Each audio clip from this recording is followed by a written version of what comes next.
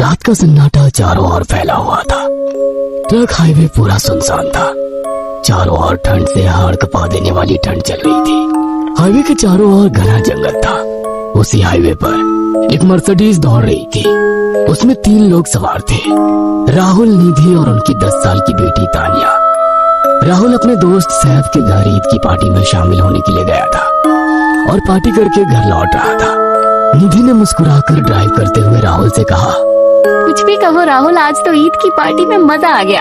हाँ, मेरा दोस्त बहुत ही बिंदास और हंसी मजाक करने वाला व्यक्ति है। मैंने देखा उसके घर पर शहर की एक से एक बड़ी हस्ती थी, मगर फिर भी वो उन सबको इग्नोर करके हमें इम्पोर्टेंस दे रहा था। हाँ, देगा क्यों नहीं, आखिर मेरा दोस्त जो है। सच में राहुल, अमेरिका से इंडिया लौटकर बहुत अच्छा फील हो रहा है। वैसे तुम्हारा दोस्त सचिन अभी तक नहीं आया अमेरिका से? निधि की बात सुनकर राहुल चौंक कर बोला, ओह शिट यार, उसका फोन आया था कि वो इंडिया आ रहा है। उसने बोला था कि मुझे एयरपोर्ट पर पिक कर ले। निधि बहुत नाराज होगा वो। कोई बात नहीं, उससे बोल देना कि तुम्हें बिल्कुल याद नहीं रहा और फिर तुम्हें सैफ की इनवाइट की हुई ईद पार्टी में भी तो शामिल होना था। निधि ने इतना बोला ही था कि उसकी बेटी तानिया ने अपनी माँ की ओर देखकर कहा, मुझे भूख लगी है माँ, और प्यास भी। तानिया की बात पर निधि ने बुरा सा मुंह बनाकर उसकी ओर देखकर कहा, पार्टी में तो इतना खाया था तुमने, फिर भी भूख लगी है। निधि की बात पर तानिया ने मासूम सा चेहरा बनाकर कहा, कोई बात नहीं मम्मी, मुझे पानी ही पिला दीजिए। कितनी बार बोला है मुझे मम्मी मत बोला करो। पानी अभी नहीं है, आगे जाकर कोई शॉप पड़ेगी तो बोतल खरीद के दे दूंगी। निधि की बात पर राहुल ने मुस्कुराकर कहा, छोटी बच्ची है निधि, इतना नाराज होना सही नहीं है। राहुल ने इतना कहा ही था कि अचानक एक काली परछाई राहुल के कार के सामने आकर खड़ी हो गई। राहुल के पैर अचानक ब्रेक पर पड़ गए। गाड़ी तेज रफ्तार में थी। ब्रेक अचानक लगने से पलटते पलटते बाल बची थी। राहुल के चेहरे पर भयानक ठंडी में भी पसीने की बूंद टपकने लगी। वो दोनों कार से बाहर निकला। निधि ने डरते हुए कहा, आखिर कौन था ये? ऐसा लगा जैसे कि कोई भयानक काली परछाई मेरे कार के सामने आकर खड़ी हो गई हो। वो दोनों काली रात के सन्नाटे में इधर उधर देखने लगी। तभी निधि को एक घने पेड़ के पास 2 चमकीली हुई आंखें दिखाई दी। उसकी आंखें बिल्कुल भेड़ियों की तरह लग रही थी। निधि ने चीखते हुए राहुल से कहा, राहुल देखो कौन है वो, जल्दी से गाड़ी में बैठो, मुझे बहुत डर लग रहा है। राहुल ने उस तरफ देखा तो उसके रोंगटे खड़े हो गए। वो दोनों गाड़ी के अंदर बैठने ही वाले कि अचानक एक अजीब सा चेहरा वाला भयानक सा आदमी बिजली की रफ्तार से उनके सामने आकर खड़ा हो गया। राहुल ने देखा कि उसका चेहरा बिल्कुल सड़ा हुआ था और उसकी आंखें भेड़िए की तरह चमक रही थी। उसके लंबे लंबे बाल उसके कंधे तक आ रहे थे और उसके दांत भेड़िए की तरह बाहर की ओर निकल रहे थे। हाथों की जगह नुकीले पंजे थे।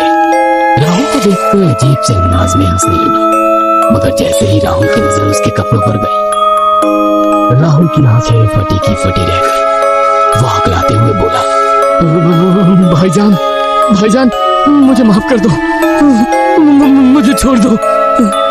राहुल ने इतना कहा ही था कि अचानक उस अजीब से देखने वाले भयानक आदमी ने अपने पंजों से राहुल की गर्दन कसकर पकड़ ली और एक ही सेकंड में उखाड़ कर जमीन पर फेंक दी। राहुल के धड़ से लाल रंग का खून का फुहारा फूट पड़ा। इस भयानक मंजर को देखकर निधि के गले से एक जोरदार चीख निकल गई। निधि इससे पहले भागती कि अचानक उस भयानक दिखने वाले आदमी ने निधि को पकड़ लिया और अपने नुकीले पंजे उसके पेट में गड़ा दिए और उसकी अतड़ियां बाहर निकाल दी। निधि की एक दिल दहला देने वाली चीख सन्नाटे को चीर गई। अचानक हवा का एक बवंडर उठा और वो भयानक सा दिखने वाला व्यक्ति देखते ही देखते बवंडर के साथ गायब हो गया।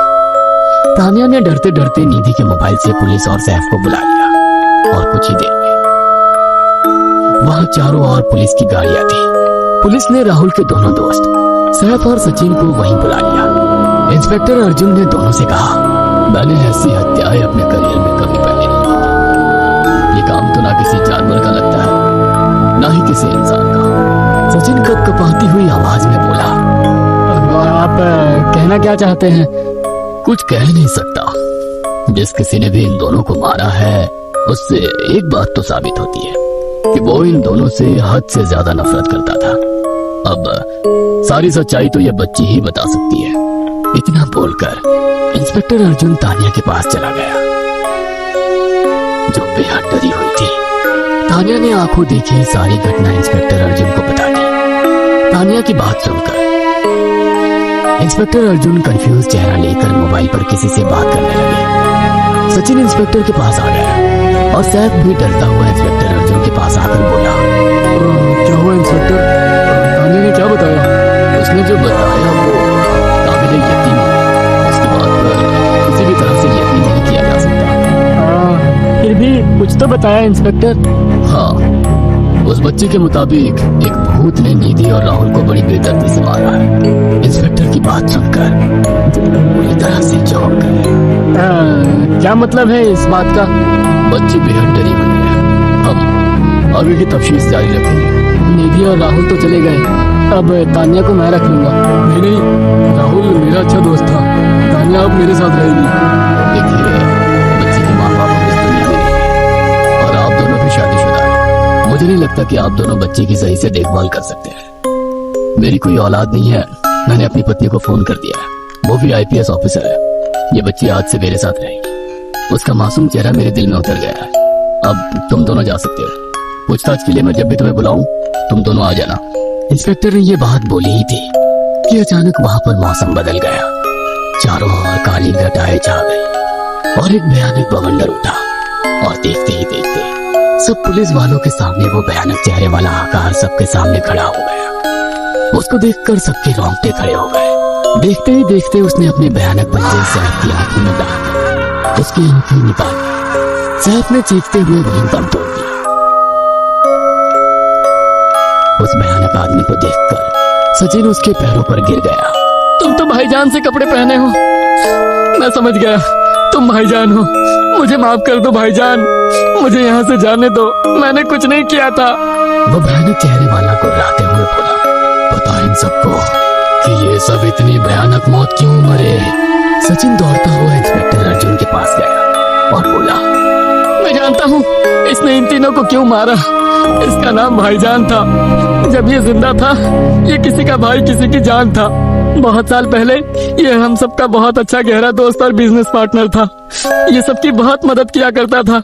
इसकी प्यारी सी बेटी थी तानिया, जो इस वक्त कार के अंदर बैठी हुई है। ये इसी की बेटी है। भाईजान अपने सारे पैसों से एक बहुत बड़ा हॉस्पिटल खोलना चाहता था जिससे गरीबों का मुफ्त इलाज किया जा सके, मगर हम तीनों इसके लिए तैयार नहीं थे। हमारी नीयत उसकी दौलत पर खराब थी और एक दिन हम सब धोखे से ईद के दिन भाईजान को यहाँ ले आए और इसे मारकर फेंक दिया। तो फिर तुम सबने इसकी बेटी को क्यों जिंदा छोड़ दिया?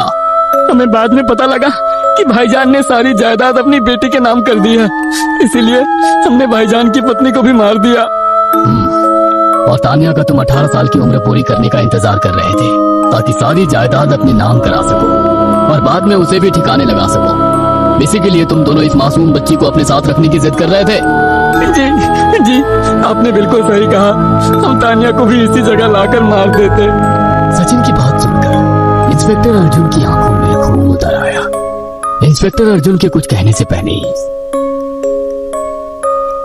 भाईजान बिजली की रफ्तार से इंस्पेक्टर अर्जुन की आंखों के सामने से सचिन को पकड़कर ले और उसके शरीर के टुकड़े टुकड़े कर दिए और हवा में उठे एक तेज बवंडर के साथ गायब हो गया। सारी घटना इंस्पेक्टर अर्जुन की आंखों के सामने हुई थी। तानिया को इंस्पेक्टर अर्जुन और उसकी पत्नी ने अपनी बेटी की तरह पाला।